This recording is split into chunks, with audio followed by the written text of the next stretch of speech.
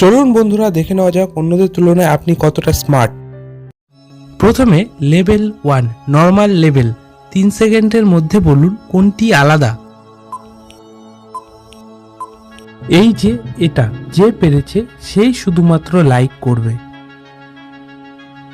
এরপর দ্বিতীয় level medium level, 4 সেকেন্ডের মধ্যে বলুন কোনটি আলাদা।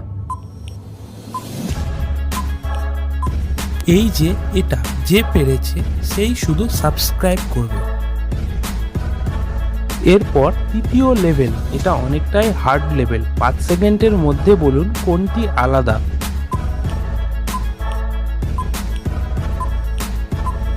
বাহ, ভেরি গুড। এটা অনেকটাই কঠিন লেভেল ছিল।